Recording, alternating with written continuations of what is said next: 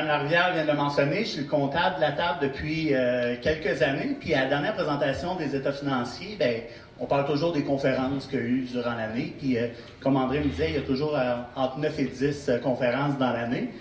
Là, la dernière fois, j'ai dit, bien, coudonc, mais ça serait notre tour de venir faire une conférence peut-être sur la fiscalité pour les aînés, les retraités. Donc, c'est lors de la dernière présentation des états financiers que l'idée est survenue et on est rendu aujourd'hui.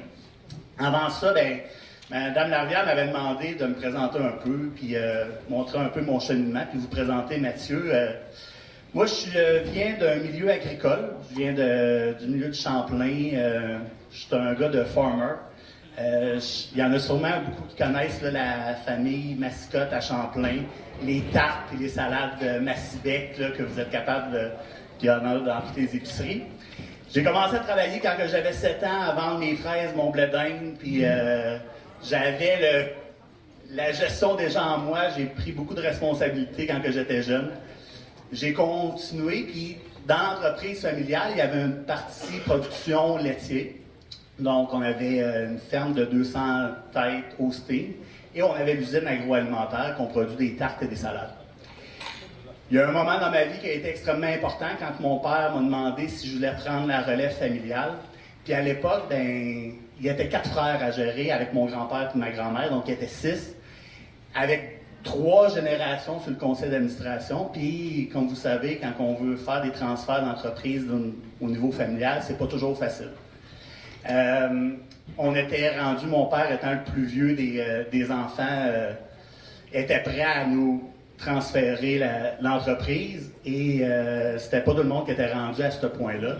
Donc, j'ai décidé de ne pas reprendre la relève familiale et de laisser la possibilité à mon frère, avec mon père, qui a vendu ses actions, de refaire une autre ferme laitière à Champlain. Ça fait 8 ans, puis l'entreprise va super bien. Et là, quand que j'étais rendu, parce que j'ai fait mon bac à l'UQTR, j'ai fait ma maîtrise en finance corporative, puis mon titre comptable à l'Université de Sherbrooke, mon père est arrivé durant mes intros, m'a demandé « Tu veux-tu reprendre la relève familiale? » J'ai dit non. Il vend ses actions, et là, je me retrouvais un peu sans savoir quoi faire de ma vie. Mais j'avais quand même des études en arrière de ça. Puis j'avais quand même un côté entrepreneurial quand même assez important. Je savais qu'à un moment donné, je voulais me partir en business. J'ai c'est mon meilleur ami, Mathieu Plat, à un moment donné, qui voulait se partir une entreprise de consultation du niveau de la fiscalité avec notre autre meilleure amie qui avait étudié, fait notre bac et notre maîtrise ensemble à Sherbrooke, qui arrive, premier mandat, puis a besoin d'une évaluation d'entreprise. Ça se tarde de même, puis là, pas longtemps après, on dit « Ah, on s'associe ensemble », puis là, nos amis nous disaient « Voyons donc, vous êtes 3 meilleurs amis, vous allez vous associer ensemble, faire une business. » Et imaginez-vous donc, en date d'aujourd'hui, ben oui, on est encore associés ensemble, on a encore les 3 meilleurs amis, mais on est rendus voisins dans la même paroisse, en plus de ça. Cela, ça a commencé en 2010. Comme vous savez, avec les 3 personnes, on a eu la chance, avec le père de Mathieu, de reprendre une petite clientèle au niveau de la comptabilité, de la tenue de livre mensuelle, avec le service de paye. On faisait des petites fins d'année financières, des avis aux lecteurs, mais on voulait vraiment se spécialiser en transfert d'entreprise, les achats et les ventes d'entreprise, puis on voulait offrir nos services dans d'autres bureaux comptables qui n'ont pas de fiscalistes, qui n'ont pas d'analyste financier. Donc, on est parti à la recherche de bureaux comptables, un à Shawi, un à Trois-Rivières, un au Cap, un à Rive-Sud, qui sont encore partenaires d'affaires en date d'aujourd'hui. Le bouche-à-oreille a fait en sorte que la business a connu une croissance vraiment importante. À l'heure actuelle, on est rendu 27 dans Solus. Ça fait quand même 8 ans, donc on a vraiment connu une belle croissance. Un département de fiscalité avec 5 fiscalistes, 3 analystes financiers qui font de l'évaluation, l'évaluation de projets d'investissement, du financement.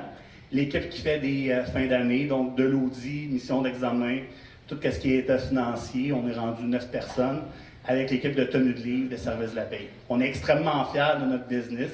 On a été reconnu dans le milieu comme un employeur de choix au dernier gala Radisson de la Chambre de commerce de Trois-Rivières. Nos ressources humaines, c'est certainement notre plus grande fierté. Vous le savez, de nos jours, d'aller chercher de la main-d'œuvre compétente puis de la garder au sein de nos business, c'est le défi de n'importe quel employeur. On est des jeunes, la conciliation travail-famille fait partie de nos valeurs. Je pense que c'est pour ça que le monde reste chez nous. On annonce aussi qu'on est en déménagement présentement parce qu'on était sur le boulevard Thibault. Cet après-midi, on tombe dans nos boîtes, puis le camion de déménagement est demain matin. On s'en va à l'ancienne coiffe fédérée sur Saint-Joseph, dans des beaux nouveaux bureaux qu'on a bien hâte de s'installer. Donc, ça fait un petit peu un topo de Solus. J'ai le plaisir maintenant de vous présenter mon partenaire, Mathieu Plourde, qui est associé depuis le début de Solus. Comme je vous ai dit, on est des amis de longue date aussi. Mathieu est chargé de cours, on est chargé de cours à l'Université du Québec à Trois-Rivières et à l'Université de Sherbrooke. Mathieu, c'est un passionné dans la vie tout court. On est des personnes qui adorent ce qu'on fait, on adore les gens. La relation clientèle fait partie évidemment de nos plus grandes valeurs. C'est pour ça qu'on aime enseigner aussi, pour transférer cette passion-là qu'on a pour la gestion en général. Je pense que vous allez, même quand vous êtes 200 personnes, on se demandait premièrement, coudonc, le monde va-tu venir, fiscalité, c'est un sujet plat. Mais finalement, vous êtes 200 personnes. Je pense que c'est des sujets extrêmement intéressants, surtout pour nous, puis ça peut être intéressant aussi pour votre portefeuille. Donc, je vous souhaite une belle conférence, puis ça va nous faire plaisir. Martine me faisait penser, ça va être de la même façon que les autres conférences. Donc, pour la période des questions, on vous demande d'écrire vos questions et Martine va passer là, tout simplement pour aller recueillir les questions. Donc, une quinzaine de minutes, vers midi moins quart, on va commencer à répondre aux questions. Donc, bonne conférence.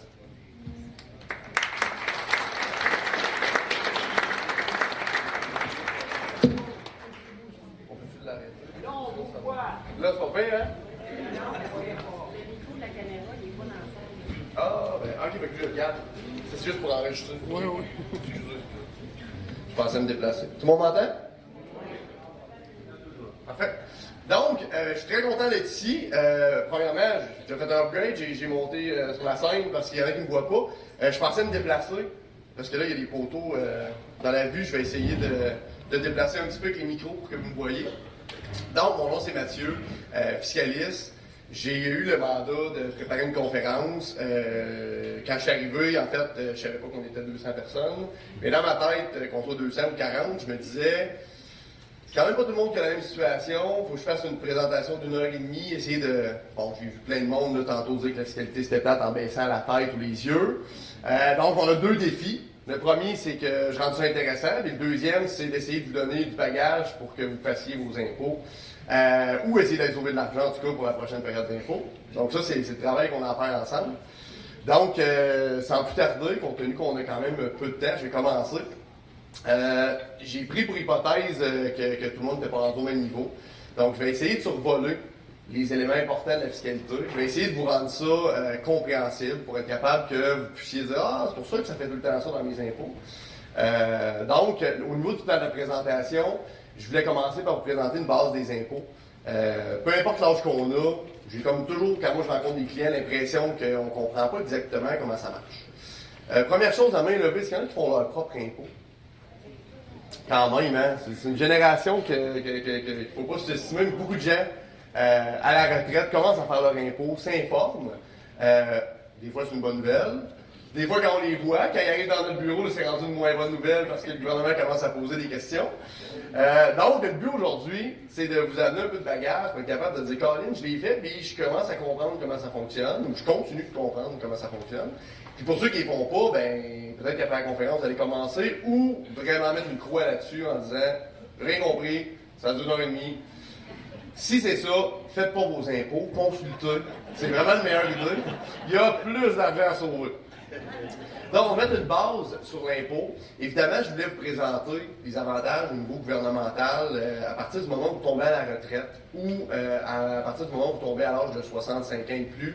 Le gouvernement a mis de l'argent dans le régime pour les aînés. Pourquoi? Parce qu'on a un vieillissement de la population, vous êtes une partie de l'électorat, c'est important aussi de donner des cadeaux, de redonner aux suivants, ça fait partie de la game. Et vous êtes à l'âge aussi de commencer à utiliser vos revenus que vous avez accumulés toute votre vie. Donc, le gouvernement veut aussi permettre de vous laisser le plus de sous dans vos poches. Question de profiter et de conserver vos actifs, conserver votre maison, conserver vos appartements, vos condos. Donc, tout ça fait en sorte que le gouvernement a mis de l'argent.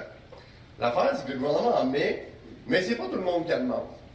Ça va? Et quand vous la demandez pas, le gouvernement ne vous appelle pas, un bon samedi matin, pendant que vous prenez votre café pour dire « Monsieur Gingras, on a vu votre rapport d'impôt, puis là, vous pourriez avoir le droit à 1000 $ de plus, fait qu'on vous envoie un chèque. » Il y en a-tu qui ça déjà arrivé, ça? Ça, c'est bien rare. Oh! Ah, ok, non, mais c'était la main levée, mais c'était pas pour ça. En tout cas, si ça vous est arrivé, venez me raconter votre histoire, je vais la raconter à d'autres mondes, puis on va trouver c'est qui le fonctionnaire, parce que moi, j'en vois depuis 10 ans, puis ça m'est jamais arrivé. Donc, le but aujourd'hui, c'est beaucoup de regarder qu'est-ce qu'on a le droit, qu'est-ce que le gouvernement nous donne pour s'assurer que vous allez le prendre, parce que des fois, c'est banal, mais un 100 $, un 200 $ quand on fait nos impôts, on se paye 2-3 restaurants avec ça une belle soirée. Ça va? Donc, on va faire le tour de ça ensemble. Ensuite, il y a un sujet qui finit souvent dans nos bureaux parce que le gouvernement achale les retraités, c'est la fameuse RAMQ. Est-ce que tout le monde sait c'est quoi la RAMQ? La fameuse carte soleil. Bien, cette carte-là, il y en a qui ne le savent pas, mais on la paye. Puis elle coûte quand même cher à chaque année. Ça coûte à peu près 700 $. Fait que quand tu sais pas qu'il faut que tu la payes, puis que le gouvernement vient te dire « Hey, by the way, ça fait 3 ans que tu nous dois 700 $, il y en a qui font le saut. Et il y en a d'autres qui la payent, puis qui ne doivent pas la payer. Encore une fois, est-ce que vous pensez que le gouvernement va vous appeler en vous disant hey, Monsieur Gingras, on pourrait vous rembourser votre carte soleil, vous n'aviez pas à la payer? Ça non plus, ça n'arrive pas. L'inverse arrive, par exemple. Monsieur Gingras, vous n'avez pas payé votre carte soleil, il serait temps qu'on vous collecte 700 $. Donc, on va démystifier un peu ça. Puis à l'âge de la retraite et à l'âge de 65 ans, il y a un basculement. Les règles changent. C'est des règles que la plupart des gens ne connaissent pas. C'est le comptable. Il y a la personne qui fait les impôts, il va s'occuper de ça. Puis il y a des gens qui finissent par la payer, qui devraient pas. Donc ça, je trouvais que c'est quand même un sujet important. On parlait de la RRQ, sécurité de vieillesse. Je ne sais pas s'il y en a qui l'ont, il y en a probablement qui l'utilisent, qui l'ont réclamé. Il y en a qui doivent se poser la question, est-ce que je la demande ou j'attends? Parce que le gouvernement a mis de l'argent dans ça, dans le régime, pour dire, si vous attendez pour la prendre, on va vous en donner plus. Donc on va quand même démystifier ça. Ça vaut la peine d'attendre, on est mieux de la réclamer tout de suite. Puis là, malheureusement, pour ceux qui l'ont déjà réclamé, on ne peut pas appeler le gouvernement pour dire j'avais pu, puis attends un petit peu pour m'en donner plus. Ça va? Mais s'il y en a ici qui ne l'ont pas réclamé, on pourra vous aider à prendre une décision. Et on va parler du fameux fer. Je décaisse combien? Mon conseiller financier m'a dit qu'il fallait que j'aille chercher des sous. Est-ce que c'est bon? Est-ce que je suis obligé? Est-ce que je suis mieux de le prendre à 70, 72, à 60 ans? Donc, on va quand même démystifier ça un peu. Et j'ai une petite section de planification fiscale pour les petites passe-passe qu'il y a dans l'impôt que vous pourriez peut-être vouloir essayer. Donc, des choses qui existent en fiscalité, mais qui ne sont pas rattachées directement avec vos impôts, mais plus avec des besoins personnels. Ça va? Évidemment, bon, j'ai 1h30, puis moi je parle beaucoup, fait que c'est clair, je ne couvrirai pas tout ça. Je vais quand même essayer d'aller à l'essentiel, vous donner quelque chose d'intéressant. Fait qu'au niveau de la présentation, Patrick a bien fait le travail, fait que je ne me présenterai pas plus que ça. Je vais me concentrer sur... Bon, clairement, moi je vois rien ici, là, mais si vous voyez, sinon c'est pas grave, l'information est là, puis je pourrais vous la redonner tantôt. La première chose que je voulais qu'on comprenne, qu'on apprenne, la plupart des gens que je rencontre dans ma vie payent tous 53% d'impôts. C'est unilatéral. J'ai rencontre, moi je paye bien trop d'impôts, je paye 50%. Puis la première chose que je fais, c'est pas comme ça que ça fonctionne l'impôt. Des gens qui payent 53%, c'est 1% de la population. Fait que si mettons on est 200 ici, ben il y a 2 personnes qui peut-être payent 53, le reste c'est en bas de 30%. À peu près. Ça va? Donc, je voulais juste faire une petite mise en bouche pour les gens qui voulaient apprendre un peu comment ça fonctionnait l'impôt.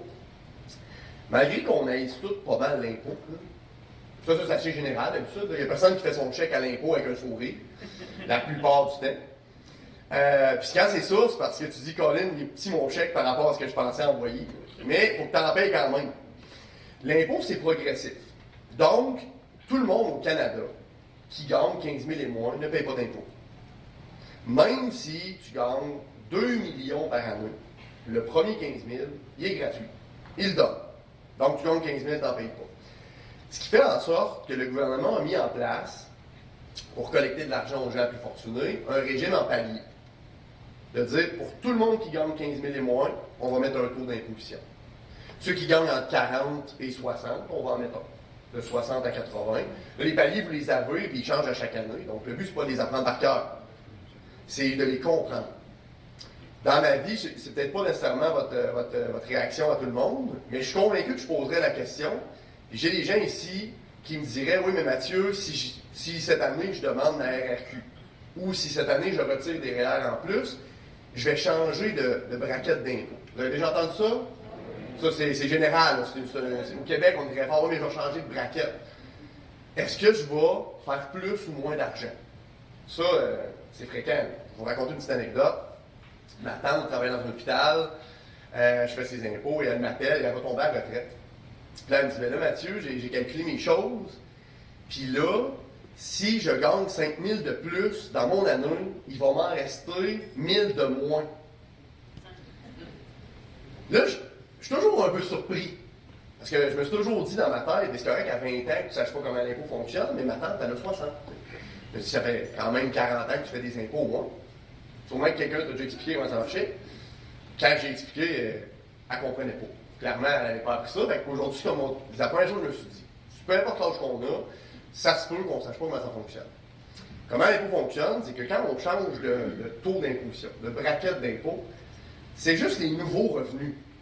Donc, exemple, on gagne 40. Puis là, on tombe à 45. Mais le 5 000 de plus, c'est lui qui coûte plus cher. Le premier 40, là, il est au même taux, il donne les mêmes choses.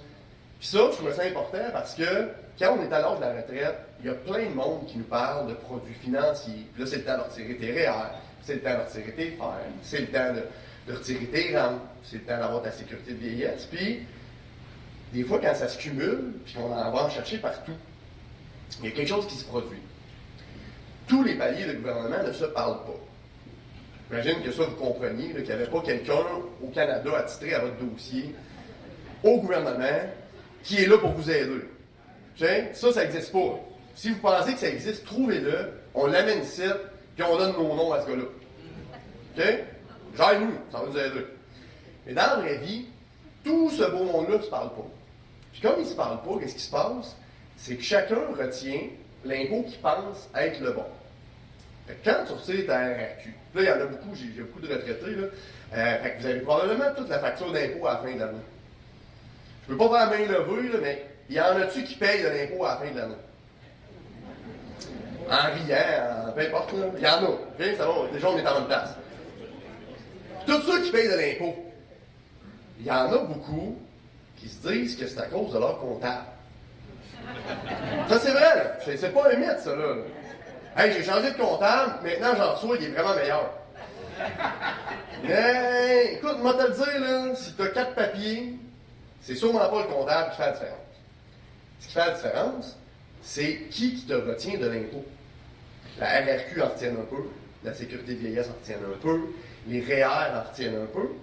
Puis tout dépendant, qu'est-ce que tu reçois. Puis là, je vous regarde toutes, là, si on mettait toutes nos sortes de revenus différents, là, il y en a qui font du grand capital, il y en a qui ont des placements chez Desjardins, il y en a qui n'en ont pas, il y en a qui vivent de leur rente, il y en a qui vivent de leur compte de banque, parce qu'il y en a qui aiment ça, avoir beaucoup d'argent dans leur compte de banque, qui l'utilisent. On a toutes des situations différentes. Ce qu'on a tous en commun, c'est qu'on fait tout un rapport d'impôt, puis qu'il y a plein de monde qu'on ne connaît pas, qui retiennent de l'impôt dans l'année. Puis la job du comptable à la fin de l'année, c'est de dire, écoute, tout ce beau monde-là en a gardé, là, mais ils n'en ont pas gardé assez. Puis pourquoi ils n'en gardent pas assez? C'est qu'ils se connaissent tous pas. Fait qu'ils se disent, ah, ben moi, je vais en retenir parce que je pense que M. Gingras, ça, c'est mon retraité typique d'aujourd'hui, je pense qu'il va gagner 30 000. Et M. Gingras, il gagne 60. Fait que quand il arrive à la fin, le gouvernement dit, ben là, on pensait que vous gagniez 30 000, même si ça fait 45 ans que M. Gingras gagne 60 000. M. Gingras, il peut bien se dire, ben là, je compte tout le temps pareil, comment ça que vous le savez pas?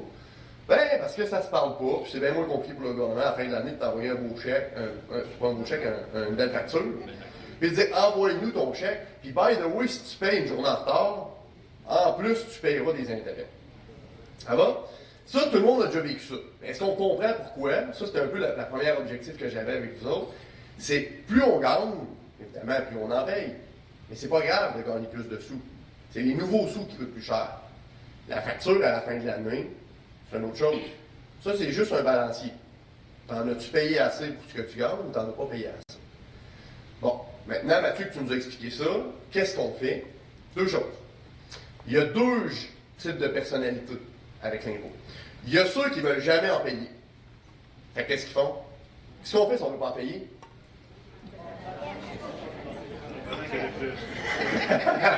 Ça, c'est la troisième solution. On en cache. Mais compte tenu que c'est une conférence, puis je n'ai pas le droit de dire ça au micro, je ne peux pas retenir cette option-là. Venez me voir après. Okay?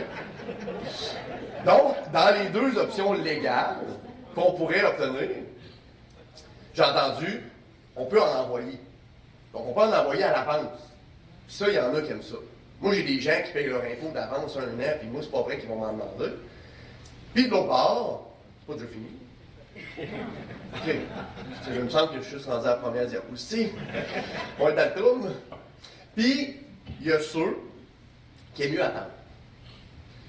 Il n'y a pas de bonne ou de mauvaise réponse, mais c'est sûr que, là, je suis avec Patrick ici, qui est financier. Fait que je vais donner la vraie solution, parce que financièrement, on aime toujours mieux en payer. Ceux qui payent de l'impôt, là, thumbs up. Vous êtes les meilleurs dans le salle. Pourquoi? Parce que vous gardez vos sous, vous les faites travailler, vous les avez dans votre compte de banque. Puis à la fin de l'année, on l'envoie au gouvernement. Ça va? Ceux qui en reçoivent, je sais que c'est le fun, mais ça veut juste dire que le gouvernement a fait ce que tu aurais dû faire. Il a pris ton argent, il l'a placé, il a fait de l'argent avec, puis il t'a envoyé les grenouilles à la fin. Fait qu'il s'est enrichi, puis là, dites-vous que le gouvernement, avec votre argent, en fait, puis là, ça va? Il a pas travaillé. Donc, ça, je trouvais ça important parce que c'est très concret. Moi, quand je rencontre des... Puis, plus souvent qu'autrement, quand je rencontre quelqu'un de 25 ans qui en reçoit ou qui en paye à la fin de l'année, l'un des deux gars, il en reçoit pas assez ou il en paye trop. Il n'est pas content des deux bords. Mais dans votre cas, ça fait tellement longtemps que vous travaillez avec l'impôt que vous avez tout dans votre tête, OK, je pense que je vais payer 2000, puis finalement, c'est 1998, vous le savez. C'est tout le temps pareil. Puis quand tu es rendu en retraite, là, c'est rare que ça fluctue beaucoup. Mais la question qu'on peut se poser, c'est, parce qu'il y en a beaucoup qui disent, ah, ben, je vais en payer à l'avance, comme ça, j'en aurai pas. C'est pas la meilleure solution. Ça vous fait peut-être du bien. OK? C'est correct. Mais si vous avez un conseil à prendre, prenez cet argent-là, allez voir un conseiller en placement, donnez-y, puis dites, à la fin de l'année, là, je vais en avoir besoin. Puis tout l'excédent, là, quand vous l'aurez, ben, vous penserez à moi. Vous dites ça, là, c'est le 100$ à maths. Puis si vous voulez, vous pouvez venir même me voir, puis on va aller manger ensemble sur votre 100$. C'est bon, ça? Moi, je suis prêt à faire ça avec tout le monde. 200 lunch, j'ai 365 jours, je travaille 240, 250 jours. 200 lunch dans l'année prochaine, je suis capable de faire ça. Ça, c'était la première chose. Ça va? Je vous ai mis sur le tableau les taux d'imposition les plus élevés. Pourquoi? Probablement que la plupart d'entre vous ne payez pas ça. Puis je vous le souhaite, puis si vous payez ça, allez chercher un fiscaliste. Parce que c'est pas normal. Ça va? Il y a peu de gens qui vont se rendre là. Mais juste pour vous montrer à quel point c'est important de maîtriser l'impôt. Le taux le plus élevé, c'est 53%. Puis il y a des gens que de gagner 10 000 de plus dans une année, ça leur coûte 5 300$. On ne fera pas de cachette, là. Il n'en reste pas épais à la fin. Tu pensais avoir 10 000, tu en restes 4 700, là. Ça se peut que ton voyage dans le sud, tu trouves qu'il t'a coûté cher finalement. Parce que pour te payer un voyage dans le sud de 10 000, il faut que tu gagnes 20 000. Il faut que tu retires 20 000 de REER, tu as payé un voyage de 10 000. C'est beaucoup d'argent. Ça coûte cher le voyage, là. C'est rare qu'on compte comme ça. Mais c'est important de comprendre que quand vous jouez dans cette zone-là, où les taux d'impôt sont très élevés, c'est là que ça prend son sens d'avoir un comptable, un fiscaliste qui va aider à dire, ben écoute, c'est pas normal. Puis dans une clientèle, dans un bureau comme le mien, j'en ai, c'est point quelques pourcents qui sont à ce taux-là. Là. C'est rare parce que l'impôt, ça se contrôle. Ça se contrôle quand tu es proactif, quand tu t'occupes de tes choses. Puis l'avantage, quand tu es à la retraite, c'est que tu es supposé avoir un peu de temps. Je sais que moi, ma mère est à la retraite. Là. Puis elle a moins de temps qu'avant. J'aime, j'irai le souper vendredi soir. Demain, on déménage. J'ai pu garder les enfants, j'ai 2 enfants. Ouais, mais aller checker sur mon iPad. Mais c'est vendredi soir. J'avais rien fait dans les 62 dernières années. Puis vendredi soir. Puis là, aujourd'hui, là, t'es à la retraite, t'aurais quoi? Ah, finalement, j'ai rien. Là, parfait. Mais je sais que vous êtes bien occupé, mais prendre un peu de temps pour l'impôt, c'est quand même une façon très simple de sauver des sous. Puis quand on comprend que plus on en paye, plus il faut travailler fort pour baisser la facture, ben, on comprend que de mettre 1 heure ou 2 dans nos impôts, ça vaut la peine. Donc, les taux que j'ai mis sur le PowerPoint, c'est les taux en fonction de quel type de revenu on gagne.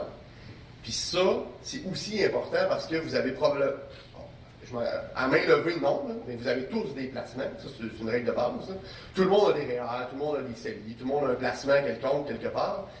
Puis ce que vous savez peut-être pas, c'est que les revenus que vous gagnez ne sont pas imposés de la même façon. La plupart des gens que je rencontre me disent « Hey, je suis content, mes placements ont fait 10 cette année. » Si on fait 10 à main levée, qui est content?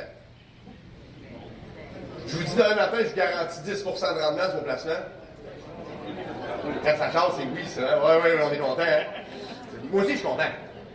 Mais, ce que vous savez peut-être pas, c'est que si vous êtes dans les taux d'imposition les plus élevés, okay, on va prendre pour hypothèse que c'est ça, puis c'est pas nécessairement votre cas, mais c'est juste que c'est plus facile à comprendre. Quelqu'un qui vient me voir, qui dit « Moi, Mathieu, j'ai fait 10 de rendement. » Genre, félicitations, tu as un bon conseiller en placement. Puis il me donne son feuillet, son papier. Puis sur son papier, c'est écrit, donc c'est 10 000 le 10 okay, le montant en dollars. Puis c'est écrit un revenu d'intérêt. Bien, ça lui fait juste 4 700 dans ses poches. Mais s'il arrive et il me donne son papier, puis c'est écrit gain en capital, son impôt, c'est pas 53 c'est 20 En fait, le vrai taux, c'est 26 là. Donc, 25 pour compter facilement. Donc, c'est le quart, 2 500 Il en reste combien dans ses poches? 7 500 contrairement à 4 700 là. On n'est pas en même place. Là. Le genre de rendement qu'on va faire, le type d'investissement qu'on va faire, a une énorme influence sur l'impôt que vous payez à la fin de l'année. Quand vous faites vos impôts, la plupart des gens ne regardent pas ça. Nous, quand notre travail, c'est de s'arranger pour que ça donne ça. Bien, nos clients, ils n'en font pas du revenu d'intérêt. Quand tu vas à la caisse, ou à la banque, tu essayes de placer tes sous pour avoir des revenus qui te coûteront bien moins cher en impôts. Pourquoi? Parce que ça te donne un bien meilleur rendement. Parce que le rendement qui compte, là, c'est pas ce que ton conseiller te donne sur son papier. Ça, c'est fictif. Ce qui compte, le vrai rendement, là, c'est les sous qui restent dans mes poches. Moi, quand je vais au restaurant, là, c'est pas avec mon papier de la banque que je monte à la fille du restaurant, on va te payer avec ça. Je prends mon portefeuille, je sors des 100$, puis je paye. Va. Ou des fonds, dépendant de quand tu m'ouches. Ça va tout le monde? Donc ça, c'est quelque chose que vous pouvez regarder quand même à la fin de l'année. C'est facile, vous recevez vos papiers, puis c'est écrit dessus. Il y a 3 grandes catégories. Le gain capital, les autres revenus, et les dividendes. Dans l'ordre, ce qu'on aimerait avoir, du gain capital, c'est le meilleur. Les dividendes, c'est le deuxième meilleur, puis les autres, on s'en fout, c'est tout pareil. Ça va? Fait que quand tu as d'autres choses que ça décrit, tu te dis que tu es en train de payer pas mal d'impôts. Est-ce que ça va? Puis là, juste pour terminer sur ce sujet-là, on n'appelle pas notre conseiller en placement pour écrire des nombres. Okay? Parce que du gain capital, ça justifie qu'il y a des actions, puis ça justifie un risque supplémentaire. Donc, c'est pas parce que tu n'en as pas que tu as un mauvais conseiller. Mais il existe tellement de produits financiers aujourd'hui que quand les gens sont dans des taux d'imposition assez élevés, c'est ça le plan de match. C'est pas d'essayer de sauver de l'impôt en cachant, mettons. Faut être sûr. C'est d'aller voir son conseiller et de dire « Moi, il faut que tu me donnes des sources de revenus qui me coûtent moins cher. » Donc, 2 choses. L'impôt, c'est en palier. Ça, c'est une chose. Puis l'autre chose, c'est le type de revenu qu'on fait, ça ne coûte pas le même prix. Fait qu'on cherche des sources de revenus qui coûtent moins cher. Jusque-là, ça va? Fait que juste avec ça, là, vous êtes capable de regarder vos impôts à la fin, vers le mois d'avril, mars-avril. Pour ceux qui les font, ça vaut la peine de comprendre ça et d'aller vérifier. Pour ceux qui les donnent à quelqu'un, bien, il y a des lignes pour ça, c'est super facile à voir. Tu peux-tu me dire qu'est-ce que j'ai en dividende, qu'est-ce que j'ai en revenu d'intérêt, qu'est-ce que j'ai en gain en capital? C'est 3 lignes, on est capable de voir les montants. Puis on est tous assez intelligents pour dire « Ah, il me semble qu'il n'y en a pas beaucoup dans le gain en capital, est-ce que je pourrais en avoir plus? » Ça va? Puis là, c'est la job de votre conseiller en placement, qui vous connaît bien plus que moi, d'essayer de vous orienter là-dedans et de vous aider. C'est bon? Donc, au niveau des impôts, bon, ça, je pense que je vais sauter ça parce que c'est trop. Crédit d'impôt maintenant. Vous entendez le gouvernement marteler à chaque campagne électorale, on va vous en donner plus, puis là, tout dépendant, retraité ou non, on va vous en donner plus si vous êtes à la retraite, on va vous en donner plus si vous êtes à l'école, on va vous en donner plus si vous avez des enfants. Bien, ça veut dire quoi, ça? La première chose que je vais vous expliquer, puis ça, c'est important de comprendre ça, là, c'est quand le gouvernement annonce une mesure. il y en a peut-être qui ont fait de la politique. La politique, c'est toujours avoir l'air meilleur que ce qu'on présente pour vrai. Puis l'impôt, OK? Là, je ne juge pas les personnes. L'impôt, je parle juste d'impôt, OK? Avant de me faire lancer des roches. L'impôt, c'est le meilleur véhicule. Pourquoi? Je donne un exemple. Le gouvernement annonce qu'il vous donne 5 000 $ de crédit d'impôt. Moi, là, si je ne connais pas l'impôt, là, je me dis, ah, boy, un chèque de 5 000 $. Et que c'est pas ça. Ça, c'est un chèque de 750 $. Si tu rencontres les critères, ça, c'est né entre midi et 1h, le 16 décembre 63, d'une mère qui s'appelle Mariette. Ça va? Si c'est pas ça, ben oublie ton crédit, t'es pas né à la bonne année. Ça va? Mais, je fais une blague avec ça, mais il y a des choses à rencontrer. Puis moi, ce que je trouve important aujourd'hui, c'est de les passer avec vous autres. Est-ce qu'on a le droit? Puis si on a le droit, je vais le dire à mon comptable. Parce que, malheureusement, le domaine de l'impôt de particulier, c'est pas un domaine qui est très coûteux. En faire des impôts pour 30$, il y en a plein qui font ça. Mais tu sais, à 30$, si tu dis que moyennement la personne elle gagne 80$ de l'heure, ben elle a 15-20 minutes pour faire des impôts. Fait qu'elle ne doit pas se poser beaucoup de questions. Ça va? Alors que la plupart des cabinets qui font de l'impôt plus spécifique vont te charger 200$. Tu te dis, OK, il y a une marche entre 30 et 200. Il y a aussi des questions qui se posent entre 30 et 200. Ça va? Et la plupart des gens ne voient pas cet intérêt-là. Il y en a qui ne voient pas l'intérêt. La preuve à Sherlock, puis tout ça, font de l'impôt, puis c'est correct. Il y en a qui, pour qui c'est une clientèle. Puis des fois, on se pose la question, pourquoi j'ai fait ça moi-même, j'ai fait ailleurs? Bien, aujourd'hui, au minimum, on va vous donner le bagage. Fait que si tu prends ces choses-là et tu les amènes à n'importe quel comptable ou n'importe quelle personne qui fait de l'impôt, on va pouvoir au minimum faire, ah, ben oui, tu as le droit à ça cette année. Ça va? Donc, il y en a beaucoup des crédits d'impôt. Je pourrais passer 40 heures. J'enseigne à l'université, puis mon cours dure 20 heures juste pour les crédits d'impôt. Là, évidemment, aujourd'hui, il fallait que je trie, puisque j'avais juste 1h30 avec une période de questions. Fait que j'ai quand même ciblé les choses qui pouvaient se rapprocher, puis des choses que la plupart des gens vont comme, ah, c'est trop compliqué, je ne le ferai pas. Ben, regardons ce que ça peut te donner pour le, ah, c'est bien trop compliqué, si ça prend 10 minutes pour 200$, ben, le rendement, il est bon. Il est vraiment bon. Fait que le premier que je voulais regarder, c'est le maintien à domicile des aînés. Dans mon tableau, j'ai. Puis s'il y a quelque chose après, c'est des questions, là, je vais les laisser là, puis je vais pouvoir vous les montrer. Là, parce que je sais qu'on moi d'ici, je vois moins bien. À partir de 70 ans, le gouvernement veut mettre de l'argent dans le régime pour que les gens restent à la maison. Mais rester à la maison, il y en a plusieurs qui ont probablement un condo, une maison encore, ça coûte des sous. Puis à un moment donné, on est rendu à l'étape de dire, bien, je peux en faire un peu moins. Puis il faut que je fasse attention à ma santé. Puis c'est correct, ça fait partie de l'âge où on est rendu. Bien, quand tu es rendu là, il faut que tu payes. Bien, peut-être que tu dis, ben là, plutôt que de payer, je vais aller en logement. Puis, ce qu'il faut comprendre, c'est que le gouvernement veut le plus longtemps possible que vous restiez à la maison. Premièrement, c'est une belle qualité de vie. Vous êtes dans vos pantoufles, vous êtes chez vous. Donc, on vous met de l'argent. Regardez, on sait que vous allez avoir peut-être une femme de ménage, que vous allez peut-être avoir du déneigement à payer, des fois les marches. Donc, on a voulu que le gouvernement, comme gouvernement, de mettre des sous dans le régime. Au Québec, ils ont décidé de mettre le crédit qu'on appelle le maintien à domicile. Service d'entretien ménager, d'entretien de votre terrain. Donc, vous faites faire votre pelouse, vous faites entretenir votre cour pour la neige, vous faites faire votre ménage. Vous avez le droit à un crédit. Les dépenses de 19 500 $ et moins. 19 500, c'est quand même de l'argent. Là. Si, moyennement, ton gars de neige, il ne t'envoie pas un 5 000 $ de facture, mais plus un 300 $, tu peux quand même avoir une femme de ménage. Tu peux avoir aussi un aidant à la maison. Donc, avoir quelqu'un qui vient te donner un coup de main à la maison. Des fois, on a un couple, on va parler de mon père. Mon père n'est pas à la retraite encore, mais il s'est opéré en main, puis là, il est quasiment inapte pendant 2 semaines. Ma mère s'en occupe, mais s'il y avait besoin de quelqu'un en supplément, bien, cette personne-là, le montant qu'on lui donne, à condition que cette personne-là le mette dans ses impôts, okay, ça c'est quand même important, bien, cet argent-là, on peut la déduire, puis le gouvernement donne 35% d'économie. Donc, quelqu'un qui dépenserait 20 000 $ dans une année à peu près aurait un montant de 6 800 $ de remboursé par le gouvernement. Ce qui n'est quand même pas négligeable. Ce qui peut permettre à quelqu'un qui n'a pas nécessairement les liquidités nécessaires pour dire, ben écoute, j'aimerais ça encore rester 2-3 ans, ben profitez-en. Le gouvernement a mis ça, c'est de 70 ans, les critères sont simples, là. Ça prend 70 ans. À partir de là, tu amènes tes factures qui te permettent de rester à la maison. Puis les plus fréquentes que tout le monde amène, c'est vraiment le déneigeur, le terrassement et l'aide à la maison. Si jamais on a une infirmière ou quelqu'un qui vient à la maison pour donner du support. Ça va? Ça, c'était le premier. Activité des aînés depuis 2014. Il y a eu une grogne des aînés. C'est peut-être ici que c'est parti, là. Parce que... ouais, c'était correct en même temps, parce que ce que le gouvernement avait fait depuis, je vais dire 2010, 11, là, j'ai pas la date exacte, c'est que pour les parents qui faisaient faire du sport à leurs enfants, ils donnaient des sous. Et la théorie derrière ça, c'était si on a des enfants en forme, ben, le système de santé va coûter moins cher.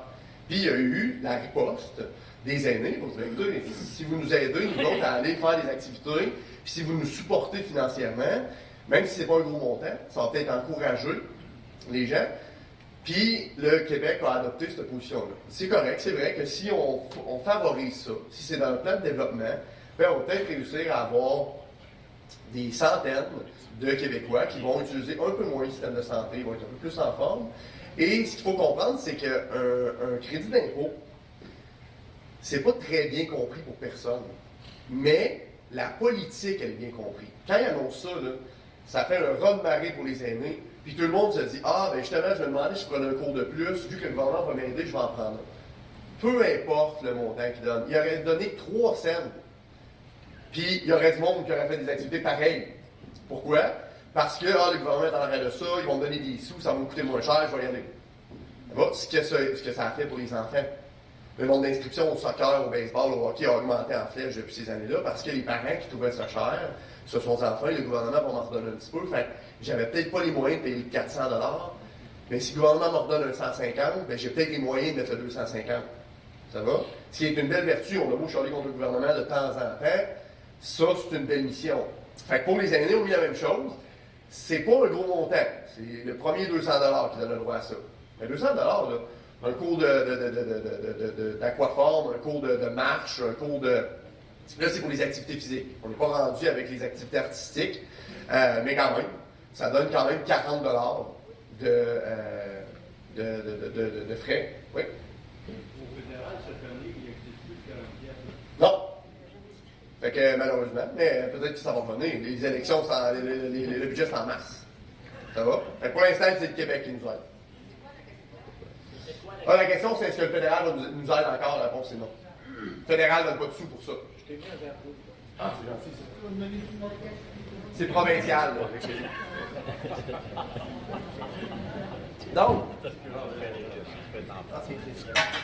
Donc, l'autre crédit que je voulais parler, c'est le montant accordé en raison de l'âge. Ça non plus, il n'y a pas beaucoup de critères. À 65 ans, on a un escompte d'impôt. Je vais parler ici. À 65 ans, on a un escompte d'impôt. Évidemment, ça se trafique pas super bien, notre âge. Donc, on ne peut pas beaucoup jouer sur l'incidence.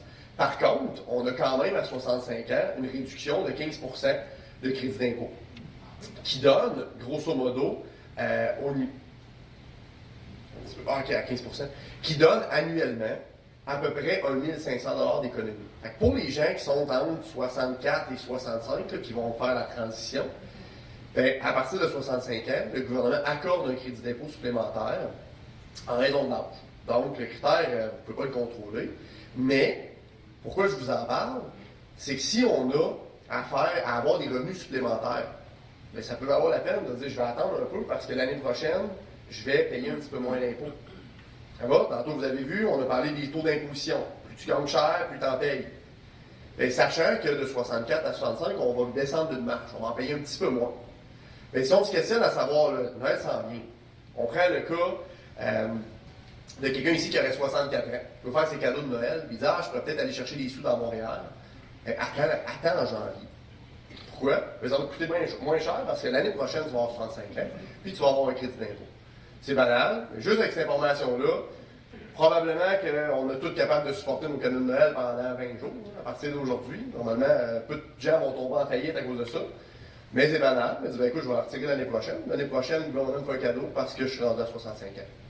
Est-ce que ça va? Donc, ça, c'est un des crédits d'impôt que je vais vous parler. Et à la retraite, on a, puis ce crédit-là, je vous l'explique parce qu'il vient avec un autre. Quand on tombe à la retraite, on a le premier 2000 $ qu'on gagne qui nous donne un crédit d'impôt.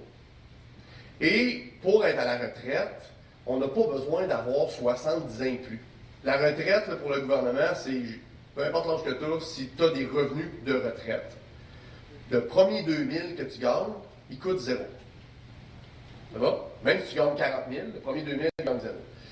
Là, je vois déjà des gens, bon, ben là, c'est juste 2000 piastres. Mais c'est juste 2000 si tu comptes ça sur un an.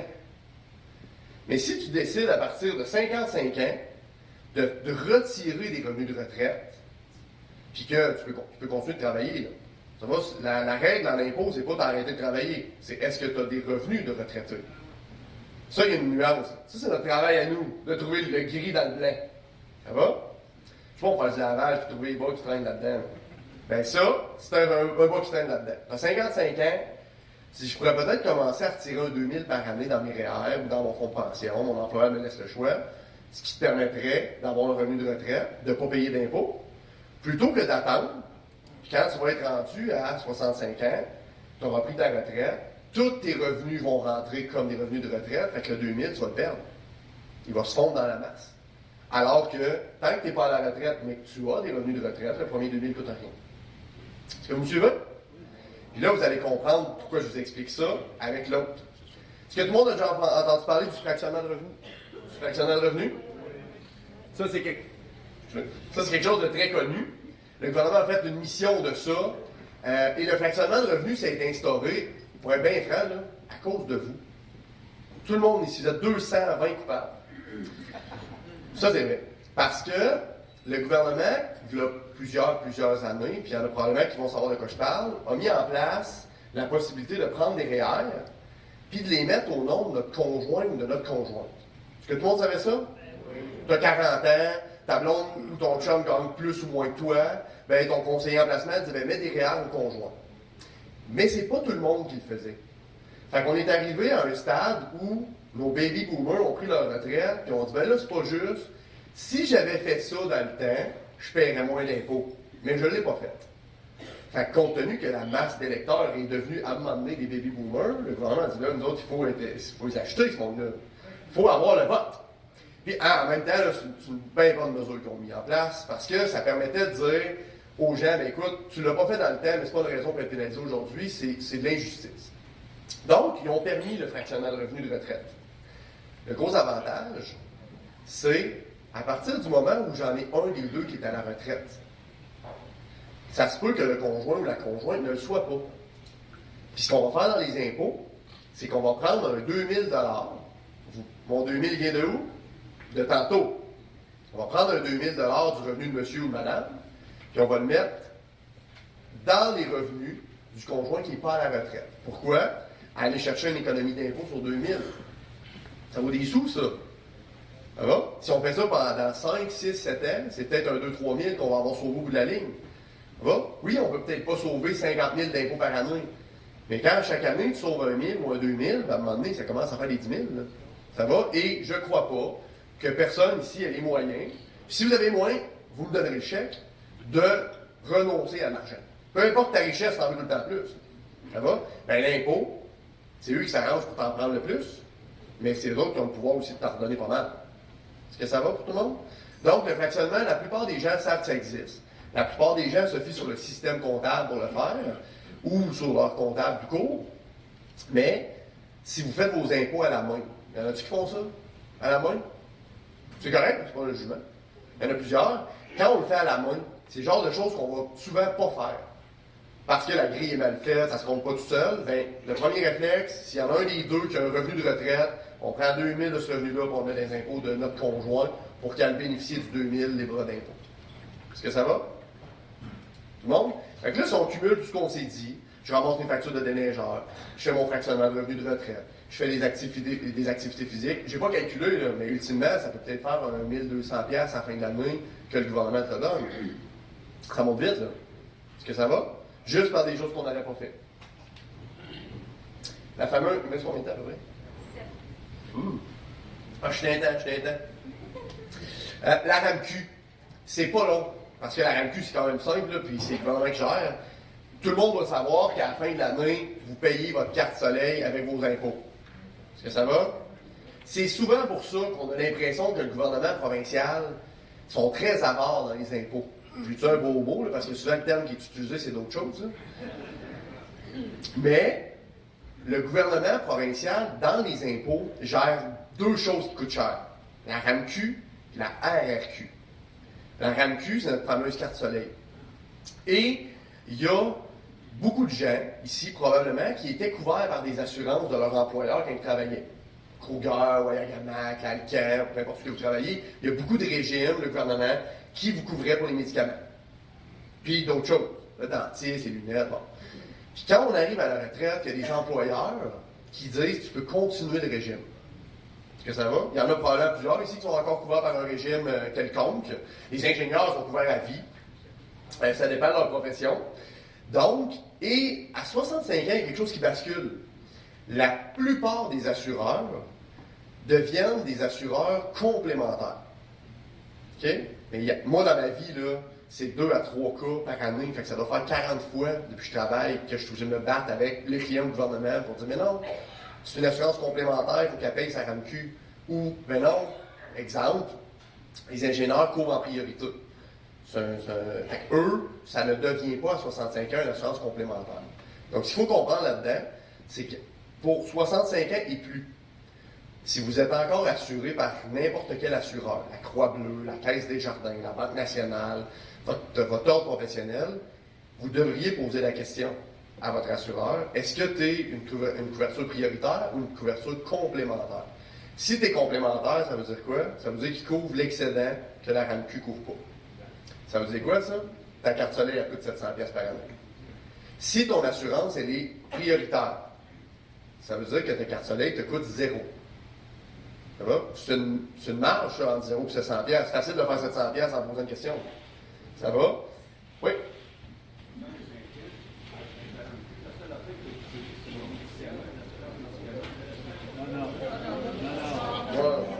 OK, correct. Je vais répondre après aux questions. Donc, ça, c'est une belle chose, une belle question à poser à votre comptable. As-tu déjà regardé ça?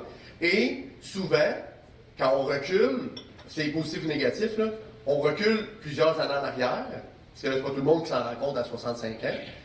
Autant dans le tu dois 5 ans à 700$, ça, c'est pas le fun pour personne.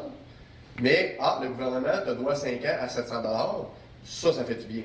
Fait que ça, c'est le genre de belles choses que vous pouvez vérifier cette année pour ceux qui auraient une assurance de leur ancien employeur. Ça va? Donc ça, c'était mon petit bout sur la RAMQ. J'avais toute une présentation sur la RRQ, la sécurité de vieillesse, que je vais sauter parce que je vais vous parler d'autre chose. Juste un petit mot. À l'heure actuelle, le gouvernement fédéral et provincial, depuis les 2 dernières années, ont mis de l'énergie pour promouvoir le retrait de la RRQ. Prends-en, mais plus tard. Commence pas à décaisser tout de suite. Autant la sécurité de vieillesse, la RRQ. Puis, je ne peux pas faire le cas de tout le monde ici parce qu'on est 200, mais le conseil que je vais vous donner, c'est d'aller consulter pour ça. Si vous ne l'avez pas encore demandé, trouvez-vous un conseiller en placement, un comptable, un fiscaliste qui va juste faire le calcul pour dire, écoute, ça vaut la peine ou non de le prendre plus tard? Puis la réponse, là, c'est pas juste, c'est toujours blanc ou toujours noir. Combien tu payes d'impôts? Tu es dans quel niveau d'imposition? Es-tu dans le 20 000 et moins, dans le 30 000 et moins, dans le 100 000 et moins? Tout dépendant de la réponse qu'on va donner, ces revenus-là, ils coûtent plus ou moins cher. Si tu gagnes 15 000 par année, prends ton argent, tu en as besoin, puis tu ne payes pas beaucoup d'impôts. Si tu es à 100 000 puis tu ne sais pas quoi faire avec ton argent parce que tu ne dépenses pas, peut-être que ça vaut la peine de reporter la RRQ. Ça va? Donc, c'est pas une question qu'on peut répondre blanc ou noir, mais ça vaut vraiment la peine parce qu'il y a énormément d'argent. Juste pour vous montrer une idée, là, j'avais fait des calculs pour vous, qu'on ne va pas sur la télé, mais le chiffre que j'avais, c'est 8 000. Pour quelqu'un qui dirait, je ne veux pas rien prendre à 65 ans, je vais tout prendre à 70 ans, c'est 8 000 $ de plus par année que le gouvernement donne, fédéral et provincial combiné.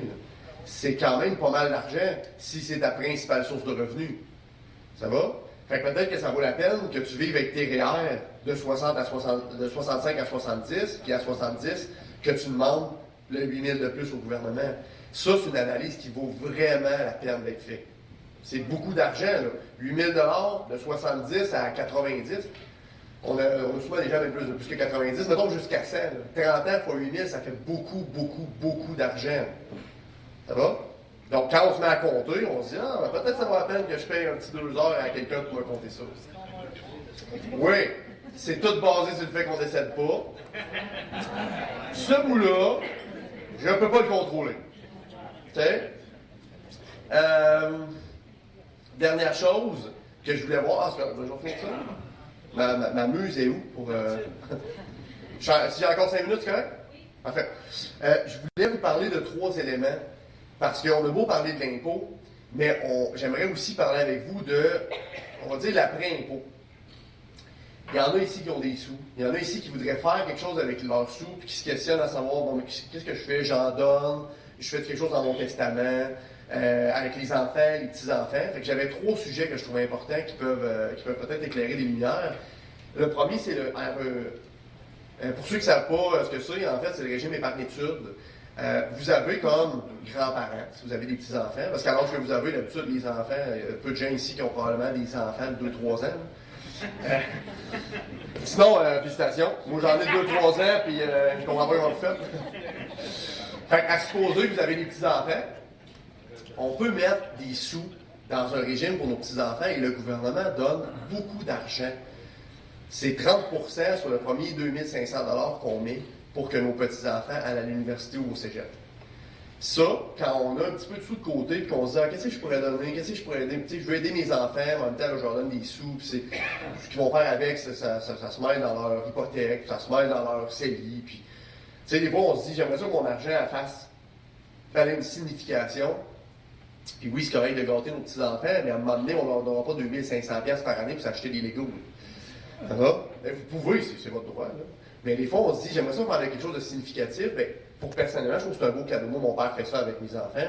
C'est grave, oui, je vais les gâter dans l'année, mais je vais mettre de l'argent. Le gouvernement va en mettre. Premièrement, ça fait plus de sous. Puis, quand tes enfants vont être rendus à l'étape d'aller au cégep ou à l'université, bien, on va enlever une pression financière à la famille. Puis, si ton enfant décide d'aller au cégep, puis se trompe de carrière, puis qu'il veut faire 2 ans de plus, puis je dis, Caroline, ça commence à coûter des sous. Là. Vous êtes tous passés par là probablement pour vos enfants, de payer les études ou l'appartement parce que ton enfant a décidé dans une affaire à Alma, qu'il y a juste là-bas que ça se donne. Là. Puis il faut que je paye, faut que je paye. Puis en même temps, comme parent, tu te dis tout le temps, ben là, si je paye pas, il va falloir qu'il travaille. S'il travaille, ben ça va être plus difficile de réussir l'école. Tu sais, ça, c'est un dilemme qu'on a.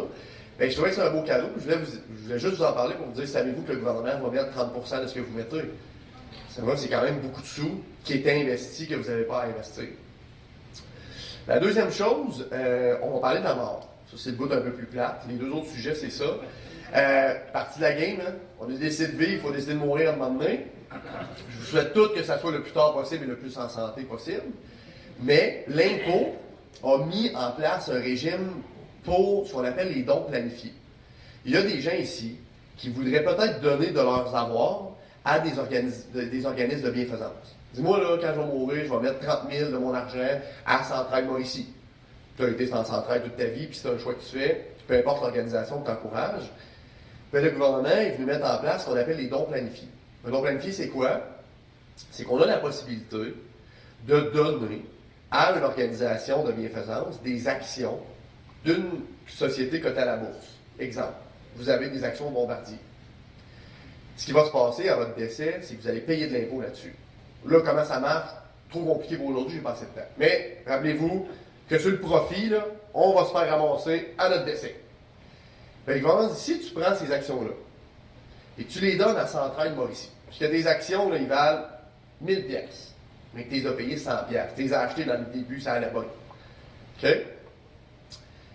Normalement, à ton décès, il va y avoir de l'impôt à payer sur ton profit. Le gouvernement dit, regarde, ce qu'on va faire avec toi, là, tu ne payeras pas d'impôt sur ton profit. 0. Ça, c'est déjà une bonne nouvelle. Puis en plus, on va te donner un crédit d'impôt. En plus de ne pas en payer, là, on va te rajouter par-dessus ça un crédit d'impôt pour limiter ton impôt sur tes autres revenus, égal à la valeur de ce que tu as donné. Fait que si ça valait 1000$, ils vont te donner un crédit d'impôt pour 1000$. Ce qui fait en sorte que la plupart des gens qui ont des bons portefeuilles, on va toujours recommander ça, de dire, si tu veux donner à une organisation, donne ça, parce que c'est magique au niveau de l'impôt, ce que ça fait. Puis juste pour que vous le sachiez, là, si exemple c'était Centraide ou n'importe quelle organisation, eux, là, ils vont pas ramasser la facture d'impôt. C'est pas parce que vous avez un cadeau que les autres se font ramasser. Eux autres n'en payent pas. Fait eux, ils reçoivent les actions, puis ils décident s'ils les gardent ou ils convertissent. Mais ça, là, c'est un excellent don qu'on peut faire. Puis souvent, ça peut permettre de donner plus. Tu as dit, moi, je pensais donner 10. Bien, avec ça, tu peux probablement donner 30. Puis ça va donner la même chose dans tes impôts personnels. Tu vas arriver à la fin, là, puis le 20 000, c'est le gouvernement qui va l'avoir financé. C'est vraiment, vraiment un bon régime. Je vous encourage à en parler avec vos conseillers en placement. Parce que c'est simple à mettre en place. Puis tout ce qu'on fait, c'est mettre dans notre testament de ligne. Ça ne vous demande pas d'effort, ça ne vous demande pas de travail. Ça vous dit juste, si à mon décès, j'ai encore les actions de telle compagnie, on les donne à telle organisation. Et l'autre chose, c'est la planification testamentaire que je voulais juste discuter avec vous. Probablement que plusieurs d'entre vous ont déjà fait leur testament. Plusieurs d'entre vous ont fait un testament devant notaire sans avoir de fiscaliste, ce qui est la plupart du temps correct. Mais pour les gens qui ont des cas particuliers, là, un cas particulier, un immeuble à revenu, j'ai beaucoup d'argent que j'ai hérité de mon père ou de ma mère, j'ai des terres agricoles que j'ai obtenues de mon grand-père, je les ai toujours gardées, je vais les redonner à mes enfants. Tous les gens qui ont une situation où tu te dis, ah, ça doit pas être normal, ça, c'est pas tout le monde qui est comme ça, bien, le testament, c'est un énorme enjeu. Pourquoi? Parce que la loi de l'impôt prévoit qu'à ta mort, tu payes de l'impôt sur tous les profits sur lesquels tu n'as jamais été imposé. Ça, c'est une règle que vous devez connaître. Donc, tu as une maison, c'est le temps de payer ton impôt dessus. Tu as un chalet, c'est le temps de payer ton impôt. Est-ce que tu vas en payer ou non? Ça, c'est le travail du comptable, du fiscaliste. Mais si tu planifies correctement, nous, une grosse partie de notre travail annuel, c'est ça. C'est des gens qui ont des structures particulières qui disent, ben, écoute, moi, j'ai rencontré mon conseiller en assurance, puis il me dit, je vais payer 3 millions d'impôts au décès. Puis une fois qu'on a fini, ça coûte 700 000. Évidemment, là, je prends des gros chiffres, là, mais si tu payes 20 000, puis que finalement, après qu'on est passé, tu payes 5, ben, Colin, c'est 15 000 que tu n'as pas payé. Comment on fait ça? C'est juste parce que la loi prévoit plusieurs mécanismes pour sauver de l'impôt. Puis si tu ne l'as pas mis dans ton testament, je vais recommencer avec ce que je vous ai dit au début. Pensez-vous qu'ils vont vous appeler pour vous dire, hey, si tu avais fait ton testament sur le sens du monde, tu aurais payé moins, fait qu'on va te renvoyer le cadeau. Ça marche pas de même l'impôt, hein? Fait que juste en étant proactif, en se disant, ben, je vais aller consulter pour être sûr, vous allez probablement faire un gros step par en avant. Puis beaucoup de gens sont compétents là-dedans, donc trouvez vos professionnels, puis planifiez. Au bon bout, c'est fini.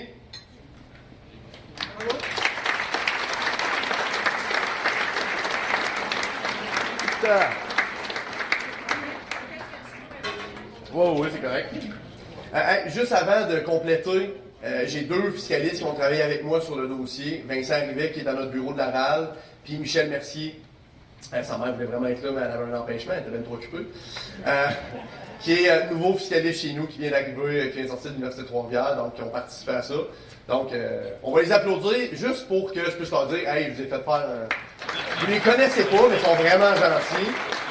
Parfait. Assurance vie. Bon, la première question, en fait, il y en a plusieurs d'entre vous qui ont des assurances vie. Cette question-là, j'ai dû la vérifier parce que je m'occupe de l'impôt de l'assurance vie, mais pas nécessairement de l'assurance en soi. Il y a, depuis quelques mois, l'aide à mourir qui est arrivée. Puis la question qui se pose de plus en plus, c'est ben, si un jour j'ai accès à ça, c'est un peu morbide d'en parler, mais un jour ça peut tous nous arriver, est-ce que mon assureur va couvrir quand même? Parce que pour ceux qui ne savaient pas, c'est sûr qu'à votre âge, j'ai pas tellement la mode de magasiner de l'assurance vie. Si vous faites ça, watch out la prime qui vient avec. Mais mettons que vous l'avez pris il y a plusieurs années. Puis pour des raisons X, Y, Z, vous arriveriez dans une situation où c'est peut-être mieux de terminer ça tout de suite que de laisser ça traîner. Les assureurs vont payer quand même. Okay? Ça, c'est important que vous le sachiez. La seule règle, c'est si c'est dans les 2 premières années. Le litige était là parce que quand tu as pris une assurance puis que tu te suicides 2 ans avant le jour J, là, donc 2 ans avant la fin de ta période transitoire qu'on appelle, les assureurs ne payent pas. L'aide à mourir, c'est quoi? C'est un suicide, ça ne l'est pas. Donc, les questions ont été posées. C'est une bonne question parce que, on va se dire, quand tu es rendu là, tu ne veux pas que tes héritiers soient en train de discuter de ça. Là. Donc, ce n'est pas considéré comme un suicide et c'est considéré comme un acte médical qui va permettre que les assureurs payent. Donc, c'est bien intelligent que ce soit comme ça, là, mais c'est quand même, ça a quand même été plate qu'on arrive devant le fait que ben, je ne le savais pas, puis avoir su, j'aurais pas fait ça. Parce qu'il y en a qui sont assurés et qui ça paye leur impôt. Hein. Tu sais, on parle d'impôt. Mais moi, quand mon client il est assuré pour 1 million parce qu'il a une facture d'1 million d'impôt, puis que finalement, il ne paye pas, ça fait quand même un trou dans le budget. Là. Donc, ça, c'était la première question.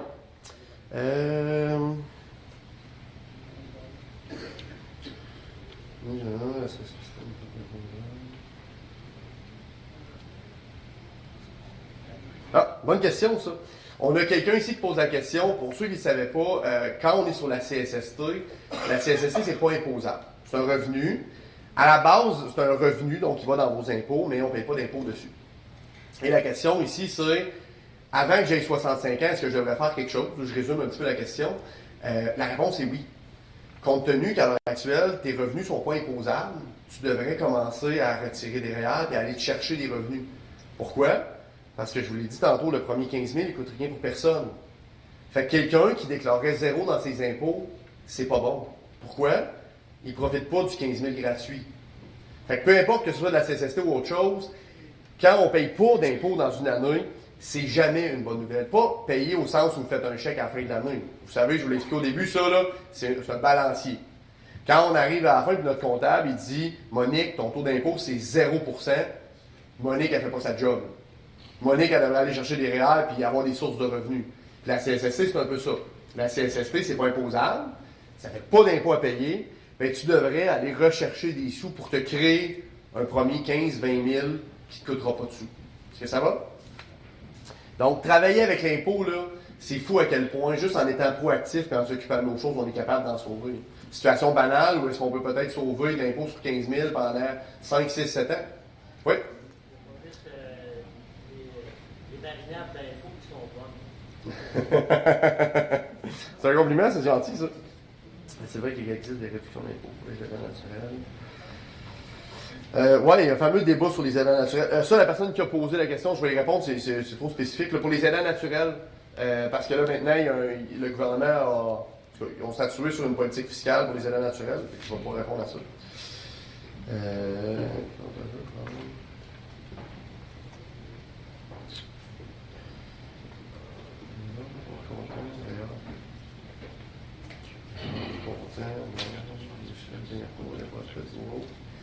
Ah, c'est bon, ça. Les logiciels d'impôt.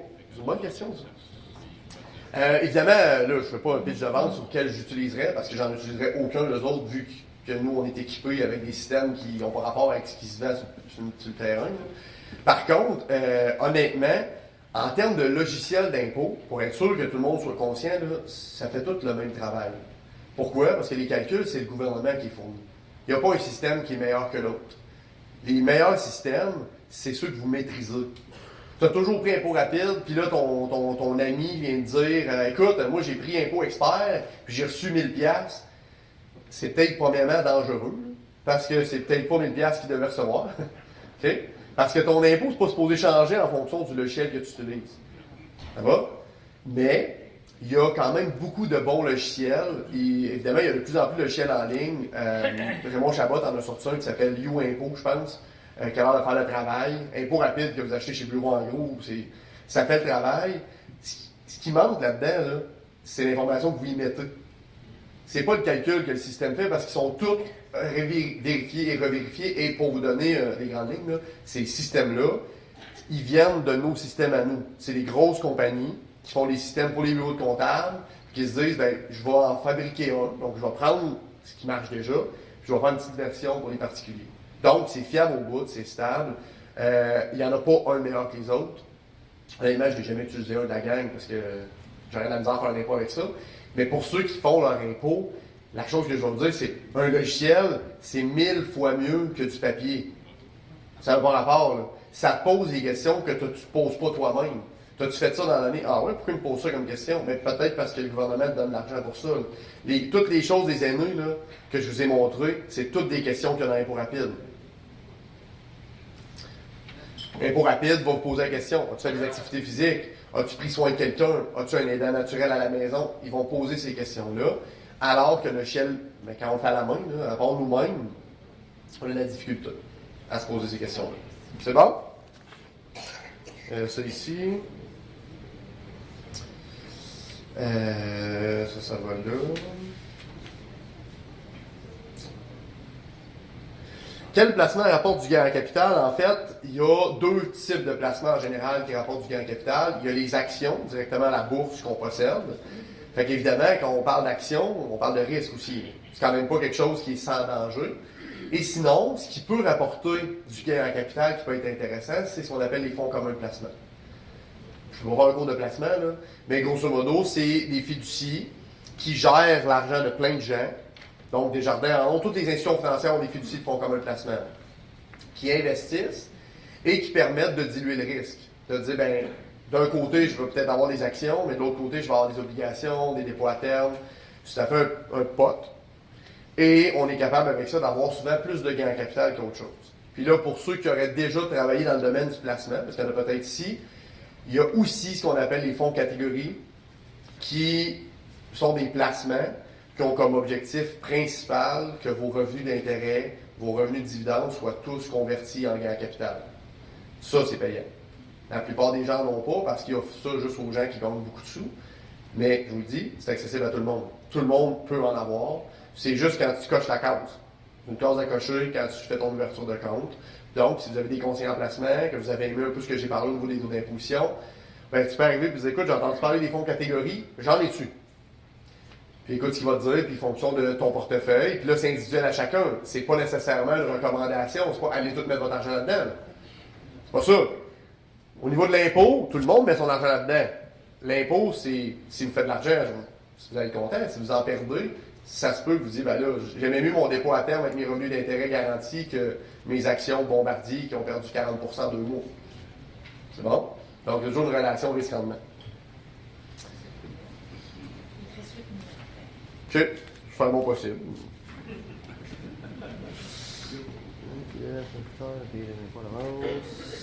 Ah, c'est bon ça. On parlait tantôt de payer les impôts à la vente sous les payer en retard. Les payer à la fin ou au début. Quand je vous parlais de ça, la plupart des gens vont en payer plus volontairement. Mais, il y en a peut-être plusieurs d'entre vous qui payaient ce qu'on appelle les acomptes provisionnels. Ça, là, c'est la zone grise où est-ce que le gouvernement dit on sait qu'il y a des gens qui savent compter. Fait eux, ils vont pas nous en envoyer. On sait qu'il y a des gens qui sont frileux. Fait eux, ils vont nous en envoyer à l'avance. Ça, c'est correct. Mais à un moment donné, on dit là, il va falloir trouver une situation où est-ce qu'on va obliger les gens à nous en envoyer d'avance. Ça, c'est ce qu'on appelle les acomptes provisionnels. Puis la ligne là, directrice, à peu près, c'est si tu payes plus de 3 000 par année, chaque palier de gouvernement, 6 000 à peu près, tu te dois d'en payer. Puis là, rassurez-vous, si vous ne le savez pas, le gouvernement, au mois de septembre, on vous envoie une belle feuille qui dit voici le chèque que tu nous dois là, puis voici le chèque que tu nous dois au mois de décembre. Fait qu'ils vont vous talonner. Ça va? Mais les acomptes provisionnels, c'est dans le côté où tu n'as juste plus le choix. Ça va? Tu en payes dans l'année pour éviter qu'à la fin de l'année, le gouvernement il court après toi. Est-ce que ça va? Pour ceux qui étaient en affaires dans leur vie, vous en avez toujours payé. Ça va? Pour les particuliers qui arrivent à la retraite, vous n'êtes pas habitués à ça. Pourquoi? Parce que dans votre vie, c'est votre employeur qui a envoyé l'argent au gouvernement. Quand vous êtes rendu à la retraite, c'est votre responsabilité de faire balancer les livres à la fin de l'année. Puis comme je l'ai dit, ben, ils ne se parlent tous pas nécessairement à ces gens-là. Ça va? Gorgée d'eau.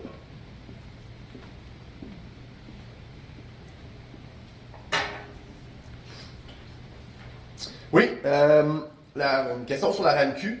Quand vous payez la RAMQ, le fameux 600 quelques dollars, j'ai arrondi à 700 tantôt, ça donne un crédit d'impôt. Donc, oui, vous payez, mais on a le droit à un crédit d'impôt qui n'est pas calculé de la même façon au fédéral qu'au provincial, mais peu importe. Fait que votre paiement vous donne quand même une économie d'impôt. Fait que oui, on paye 700 dollars, mais on a à peu près 35% de réduction.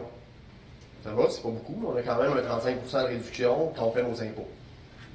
Ça va? Cotisation peut-elle faire... C'est bon, ça? Le REE, que j'ai survolé rapidement à la fin, pour dire si jamais vous voulez pour vos petits-enfants, la règle, je ne suis pas un spécialiste du REE, c'est les conseillers en placement qui font ça, mais au niveau de la fiscalité, pour que le gouvernement vous en donne, il y a une règle. Tu peux toujours acheter 2 ans. Quand on dit acheter, là, ça veut dire que si ton enfant, ton petit-enfant, a 15 ans, bien, tu peux dire, OK, pour son année de 15 ans, j'y mets un 2500 $. Puis tu pourrais aussi dire, vu que j'en ai pas mis avant, j'aimerais ça trouver une autre année, dans les 15 avant, pour utiliser le nanan du gouvernement pour cette année-là aussi. Donc, pour garder ça simple, quand vos petits-enfants sont rendus à 9 ans. Ça, c'est la date à laquelle, si vous n'avez pas commencé, il faut, si vous voulez en mettre. Pourquoi? Parce qu'à chaque année, je vais pouvoir prendre 2 années. 9 ans, 1 an, 10 ans, 2 ans. Là, vous montez 18, 9. Donc, vous allez être capable de rattraper tout ce que vous n'avez pas été capable de faire dans le temps. Ça va vous donner les mêmes montants. Le gouvernement est d'accord avec ça. Mais maximum 2 années par année. Je ne sais pas si ça c'était clair, là. Mais donc, si vos petits-enfants sont un peu plus vieux, ben, il n'est pas trop tard. Mais vous allez maximum être capable de faire 2 années à la fois. Donc, s'il y a 15 ans, ben, vous allez faire 15 puis une autre année, 16 une autre année, 17 une autre année, 18 une autre année. Fait que vous allez avoir 8 ans au total de cotiser. C'est quand même pas mauvais. Puis le gouvernement va vous donner 8 fois un 750 $ pour cotiser dans le fond. Good. Ça va. C'est pas ça. C'est bon. C'est 3 RR. Est-ce que je peux en retirer un, 2 en RR? Si vous avez plusieurs REER, que vous en ayez 1, 2, 3 à plusieurs institutions financières, c'est correct. La seule chose qu'il faut se poser comme question, c'est quand on fait nos retraits de plusieurs endroits différents, compte tenu que ces gens-là ne se parlent tous pas, qu'est-ce qui va arriver à la fin d'année? On va se faire ramasser par l'impôt. Donc, ça peut valoir. Puis, par contre, c'est pas nécessairement une bonne idée de tous les regrouper juste parce que l'impôt va arriver à la fin. Ça va, si tu aimais ça, avoir 3 places, parce que tu négociais tes frais, parce que tu étais confiant avec tes 3 conseillers financiers, bien, à un moment donné, l'impôt, c'est une chose, mais faire de l'argent, c'en est une autre. Là. On aime mieux que tu fasses beaucoup d'argent et que tu payes l'impôt, que tu fasses pas d'argent avec l'impôt à t'achale pas. Ça va? On est toujours mieux de faire de l'argent. Si on a plusieurs REER, il faut juste s'assurer que ces gens-là se parlent. Ça, c'est la règle. Fait que pas besoin d'en vider un en premier pour dire, bien, au moins quand lui va être fini, j'aurai plus de trouble. Mais fais juste prendre. Mets ces 3 gens-là en relation, ils vont faire le calcul ensemble, puis ils vont te retenir le bon montant, puis à la fin de l'année, tu ne te feras pas achaler. Sinon, fais ce que Mathieu t'a expliqué. Garde tes sous, mais prévois. Mets de l'argent de côté. Quand tu retires tes REER, tu sais qu'il va en avoir à payer à la fin de l'année. Tu peux faire calculer, tu le mets de côté, tu le places, tu fais des sous, puis à la fin de l'année, tu enlèveras ton chèque au gouvernement. Est-ce que ça va? Donc, une des choses que je voulais vous expliquer beaucoup aujourd'hui, c'est pas de changer qu'est-ce qu'on fait. C'est juste de faire mieux. Tout ce que vous faites, c'est probablement très bon. Tu te dis, bien, tant qu'à le faire, je vais me poser la question si en le faisant, je pourrais pas le faire mieux. Tant qu'à aller voir mon conseiller en placement, je vais essayer de lui demander qu'il améliore mon sort à moi. Je vais lui donner des outils. Je vais lui donner ma situation financière. Je vais m'entourer. Ça fait toute la différence. Et si vous aimez ça, avoir 3 comptes de banque, avoir un compte de banque avec 50 000 dedans parce que ça prévoit les imprévus, pas obligé de changer ça. Par contre, si on change le reste, on est capable de mettre 52 000 dans le compte de banque à la fin de l'année. Crédit. Ça, c'est pas la question, mais je vais parler de ça. Quand le gouvernement donne des incitatifs au niveau de la fiscalité, il y a 2 choses. Des crédits d'impôt et des déductions. Faut pas de cachette, là, mais les déductions, c'est pas vraiment à mode. Pourquoi? Parce que plus tu gagnes de l'argent, plus tu économises de l'impôt avec une déduction. Les REER, là, c'est une déduction.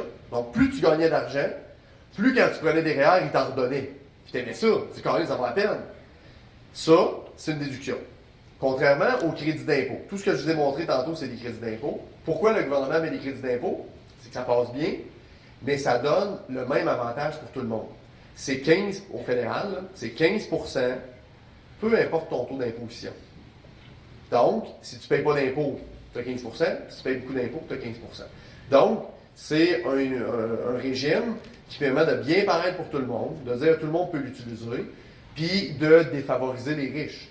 De dire, bien, vu que tu gagnes cher, puis que tu payes beaucoup d'impôts, ben, tu n'auras pas un escompte aussi gros que les autres. Ça va, c'est le principe. Alors que les déductions, comme les REER, ça permet de dire, bien, plus tu es riche, bien, plus tu vas en prendre, puis plus tu en prends, bien, plus on va t'aider. Ça va, donc c'est une roue qui tourne dans le bon sens. Fractionnement revenu en 2017, c'est encore possible, il n'y a pas de problème, ça dépend de ton âge.